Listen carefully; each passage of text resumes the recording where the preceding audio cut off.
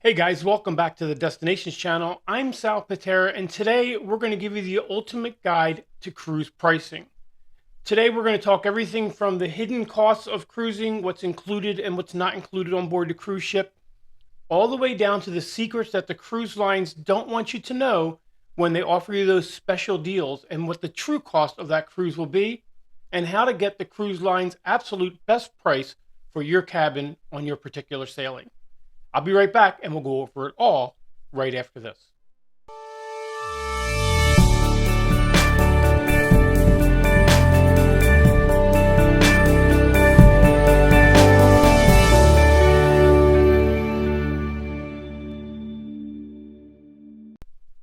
Welcome back. Thanks for staying through the intro. And as I promised, we're going to talk about cruise pricing and how to get your very best deal on your next cruise.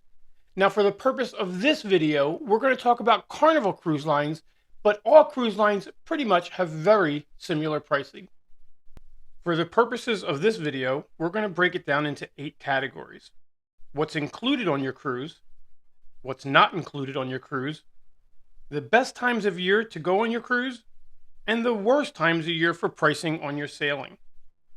We're also going to touch on port charges and taxes, how the number of traveling affects your cost per person, the special deals and sales that the cruise lines offer, and I'm here to tell you, you want to stick around for this part because that deal you think is great might end up costing you a lot more money.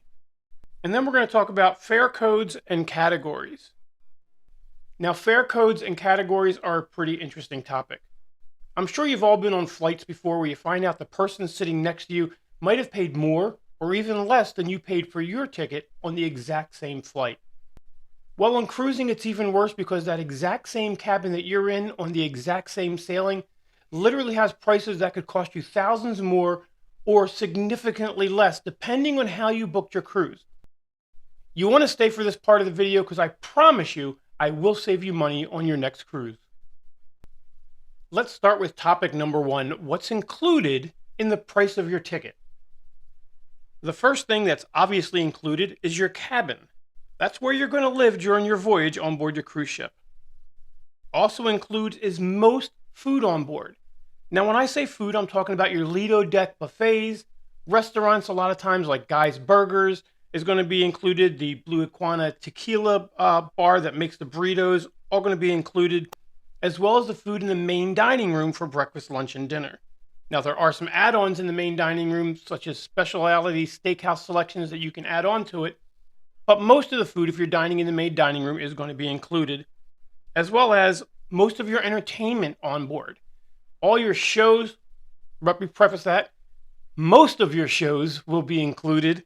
Newer cruise ships now have shows that are additional. For instance, Royal Caribbean now has a Cirque du Soleil, which will cost you additional on board, but most of your entertainment on board will be included, as well as passage to your exciting destinations.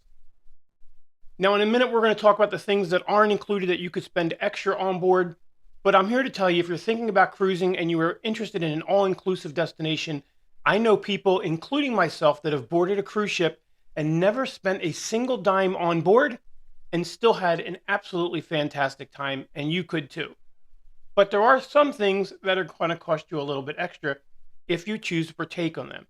So let's talk about the things that are not included in the price of your cruise ticket. The first thing that cruise lines, well, most cruise lines do not include in the price of your ticket is going to be your alcoholic beverages and carbonated beverages. Now, a lot of cruise lines, such as Carnival and most of the other ones, will offer a beverage package where you can pay one fee and have a specific number of drinks throughout the entire voyage, or even a soda package where you can purchase sodas and they'll all be included throughout your voyage.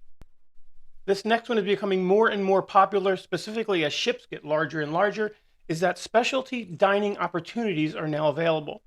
Things such as the steakhouse on Royal Caribbean, they have Johnny Rockets, your sushi dives, all kinds of opportunities on board other than the Lido buffet in the main dining room could cost you extra on board your cruise ship. Typically, they're discounted. I believe most steakhouses are between $30 and $40 a person, and I got to tell you, they're well worth it. I know when I travel Carnival, I'm always eating the sushi bar for $5-6. You get a whole plate of sushi, and while it's enjoyable, it will cost you a little bit extra on board. Obviously, a lot of people like to go on board cruises for shopping opportunities.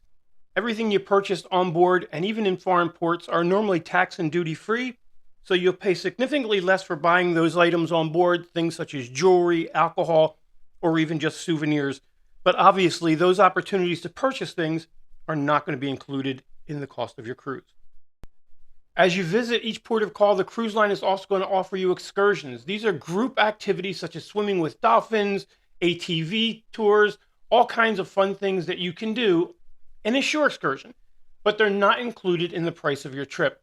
Now, here's a tip for you. You will find lots of shore excursions available online that are not offered through the cruise line, and they are significantly cheaper. And the reason why is because the cruise line does take a cutback from these excursion companies every time they sell a ticket. But I strongly recommend you actually purchasing your excursion through the cruise line. And there's one really major difference. If you purchase an excursion independently of the cruise ship, and that excursion for whatever reason is late getting back to the ship, which could be a flat tire, traffic, whatever the reason, the ship's not going to wait for you a lot of times, and it will sail off without you, with you finding your own way either home or to the next port.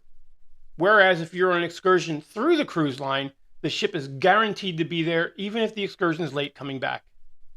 And lastly, there's some miscellaneous opportunities that might be offered on board, such as wine tasting, things of that nature, which could cost you a couple of dollars extra. Next, we're going to talk about the best time to cruise when it comes to financially. Now, there are opportunities that are going to save you money, and there's opportunities that are going to cost you money. We're going to talk about what time of year is the cheapest for cruising and the reason why they're cheapest. The first time of year where you're going to find cheap cruises is during the months of August through September. But there is a reason why these are cheap, and that's because it's also hurricane season. So if you purchase a cruise during that time, consider buying travel insurance just in case weather is inclement. That way you'll get some of your money back for all your other travel reimbursements. Now, if you purchase your cruise during these months, consider purchasing travel insurance. That way, if you do have inclement weather, the travel insurance will protect you not only for your cruise, but airfare, hotel lodging that you might have paid from, etc. And in the description of this video, we actually have a link where you can get discounted travel insurance through insuremytrip.com. And the other time that's generally cheap to travel is during the months of January through March, specifically if you're taking a Caribbean cruise. And the reason why is simple. While it's almost beautiful all the time in the Caribbean, during those months you can have short spurts of weather where it's a little cooler during the times where travelers most likely don't want to travel. You know, if you're going to go to that beach and it's only going to be 50 to 60 degrees outside, you might not be enjoying yourself. But those are the cheapest months to travel. So if you're going on a cruise simply for the cruise and you want to save some money, consider those months. And then, of course, we're going to talk about the most expensive months to travel, and that is really simple, pretty much during any holiday, specifically the spring break, Christmas, New Year's, 4th of July, any recognized holiday in the United States, and the more internationally known the holiday, typically the more expensive your cruise is going to be. Okay, now we're going to get into the nitty-gritty of pricing itself. First, I want to let you know that Carnival has what's called level pricing. And most of the other cruise lines have the same.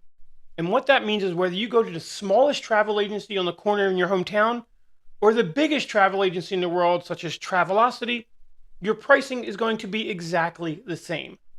The price is level across the field to make it fair for everybody, and that's the same as if you're calling Carnival directly as well. But there are a few things that can change the price of that cruise. So let's talk about them. The first is port charges and taxes are generally not included in your cruise fare that you're quoted online. Some sites, such as ours, we quote the entire cost with your port charges and taxes. Now, port charges and taxes are exactly what they sound. Taxes on your cruise, and each port charge a port fee depending on what ports that you go to, and those are passed on to you.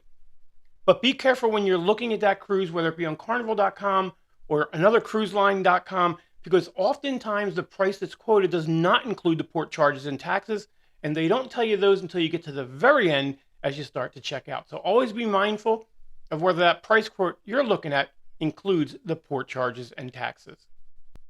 Next, we're going to talk about the number of travelers and how that can get more expensive or less expensive.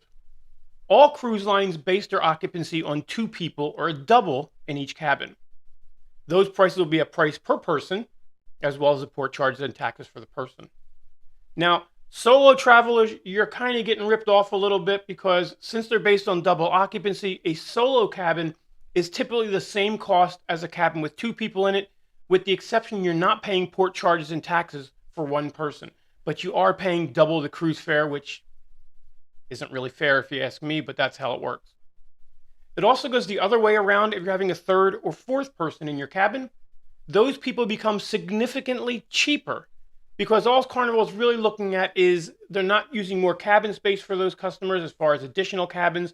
So they're only looking at the cost of really the entertainment and the food on board. So your third and fourth passenger are usually significantly cheaper than the first two.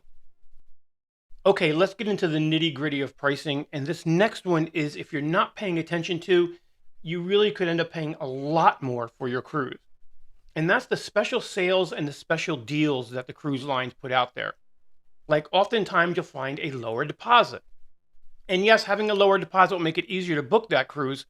Often that cruise itself under a lower deposit will end up costing you hundreds more in the long run because they raise the price of the cruise. Or you might get that special drink offer where drinks are going to be free and included. Well, not so much because typically the cost of those cruises are $500 to $600 or higher extra per person just for the cruise itself.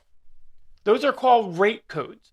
And if you look very carefully in the fine print, you'll find out that you have to book that particular special under a very specific rate code. We're going to talk about that as we go on right here. Okay, now we're going to talk about the part that the cruise lines don't want you to see, and that's the hidden cost of cruising and your cabin.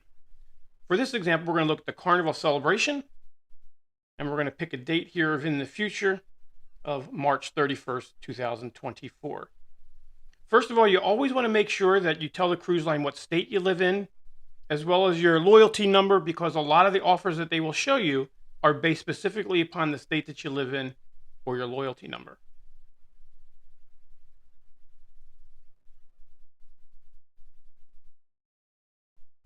And then we'll go ahead and search for sailings.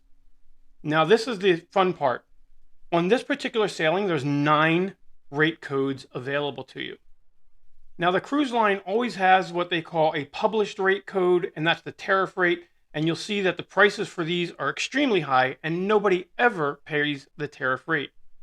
But there's also lots of other rates, such as a military early saver rate, a fun saver rate. And if you notice, the rates are all different. The plan now, sail later rate. The fun for you, exclusive VIP offer rate. The cheers to you, which includes your alcohol, which you'll notice is a lot more expensive. Almost $600 more expensive than the other rates. So that cheers to you with the free drinks is certainly not free. Now on any given cruise, for that same cabin you're looking at, there can be as many as 15 different rate codes. And they all have specific exclusions, like some of them may have a non-refundable deposit. So you really want to look at the rate code, particularly, and select the one that best suits your needs, whether it be you're going for price or lowered payments, etc. And then next, you're going to look at your category, as is on your screen now. Once you've picked your rate code, your category is simply the cabin type and the location of the cabin on board the ship, which can all affect the price of your cruise. The biggest thing here, guys, is make sure you're looking at the rate code. That is really important. As you see, that exact same cabin on that exact same sailing can literally cost you thousands more than you have to pay if you don't select the right rate code. Look at the offer they're sending you in the mail very closely, and then compare that particular rate code with the lower priced options on board the ship. You might find that that Cheers package is actually costing you more than if you just purchased the Cheers package. Or you might be spending $500 more on the cost of a cruise simply so you can get a $50 deposit instead of a normal $250 deposit.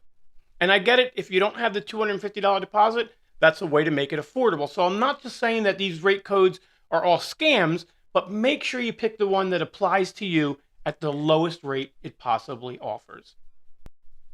And that's it for today's video, guys. I hope you've learned something about making your next cruise a little more affordable to you, whether it comes for purchasing things on board, or the biggest part, make sure you're selecting that rate code carefully so that you can save the most amount of money you can. I'm Sal Debi. This is the Destinations channel. Please make sure you hit that subscribe button before you go. We'd really appreciate it. Until next time, I'll see you right here on the Destinations channel.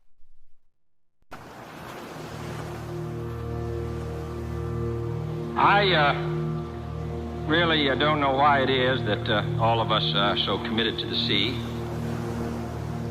I think it's because, in addition to the fact that the sea changes, and the light changes, and ships change, it's because we all came from the sea.